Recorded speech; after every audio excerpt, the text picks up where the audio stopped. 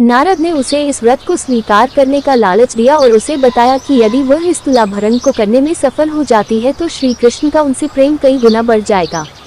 वह अपने अहंकार को संकेत देकर यह भी कहते हैं कि उनकी संपत्ति कृष्ण के भार के बराबर नहीं हो सकती। सत्यभामा के अहंकार को विधिवत उठाए जाने के पश्चात वह नारद जी से कहती है कि वह इतनी संपत्ति जुटा सकती है कि कृष्ण को पाना उनके लिए आसान है। नारद जी ने उसे सत्यभामा चेतावनी दी कि यदि वह ऐसा करने में समर्थ नहीं है तो श्री कृष्ण उसके दास बन जाएंगे, जैसा कि वह चाहते हैं। व्रत के लिए निर्धारित दिवस सत्यभामा अन्य पत्नियों की विनती के पश्चात भी कृष्ण को दान में दे देती है। कृष्ण नारद जी को इस नाटक के लिए नमन करते हैं। नारद जी को श्री कृष्ण दान करने के पश्चात सत्यभामा तुलादान के लिए व्यवस्था करती है और स्वर्णाभूषणों के अपने विशाल भंडार से सब कुछ तुला पर रख देने के पश्चात भी वह हिलता तक नहीं है। तब नारद ने उसे उलाहना देकर कहते हैं कि यदि वो पर्याप्त स्वर्ण या हीरे नहीं जुटा पाई तो वह श्री कृष्ण को किसी और के दास के रूप में नीलाम करने के लिए विवश हो जाएंगे। सत्यभामा अपने अभिमान को पी लेती है और अन्य सभी पत्नियों से स्वर्णाभूषण देने के लिए भिक्षा मांगती है। वे सभी कृष्ण से प्रेम करती हैं, लेकिन देख इसका भी कोई लाभ नहीं। कृष्ण इस सारे नाटक के एक मूक साक्षी बन सत्यभामा के अहंकार के घावों पर उलाहना का नमक छिड़कते हैं कि द्वारका का राजा अब किसी ऋषि का दास बन जाएगा और उसे अपनी प्रिय पत्नी का बिछोह सहन करना पड़ेगा। नारद सत्यभामा को सुझाव देते हैं कि रुक्मिणी उन्हें इस उलझन से बाहर निकालने में सक्षम हो सकती है। अंत में सत्यभामा अपना अभिमान पी लेती है और कृष्ण को पहली पत्नी को समर्पित करती है। रुक्मिणी आती है और अपने पति से प्रार्थना के साथ एक तुलसी पत्र तुला पर रखती है। तुला एक बार में ही सम पर आ जाती है। भिन्न भिन्न ग्रंथों में इसके भिन्न भिन्न कथन है कि क्यों तुलाभरण किया गया। रुक्मिणी द्वारा अर्पित तुलसी पत्र सत्यभामा के धन की तुलना में भारी होना एक संकेत भर है कि भगवान को विनम्र भेद किसी भी भौतिक संपदा से अधिक है। रुक्मिणी या रुक्मई को महाराष्ट्र के पंढरपुर में विठोबा कृष्ण का अवतार की पत्नी के रूप में पूजा जाता है।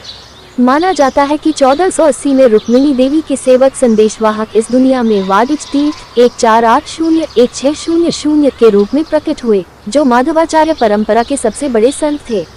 उन्होंने 1240 श्लोकों में रुक्मिणी और कृष्ण की महिमा का वर्णन करते हुए एक प्रसिद्ध रचना की। भगवान श्री कृष्ण ने रुक्मिणी जी से राक्षस विधि से विवाह किया, क्या यह उचित है? रुक्मिणी जी पत्र में कहती है, स्वभाविनी त्वमजितायद्वह में श्रीमद् भागवत राक्षस विधि से वीरता का मूल्य देकर मेरा पानी ग्रहण कीजिए।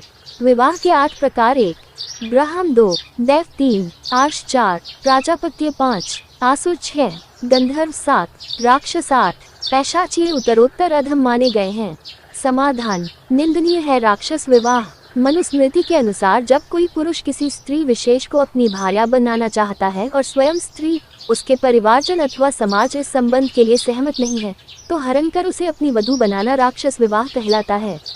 इसमें विवाह के जो 2 आवश्यक तथ्यात्मक नियम हैं उनमें से केवल एक ही पूर्ण हो रहा है, अर्थात रुक्मिणी जी इस विवाह के विरोध में नहीं थी।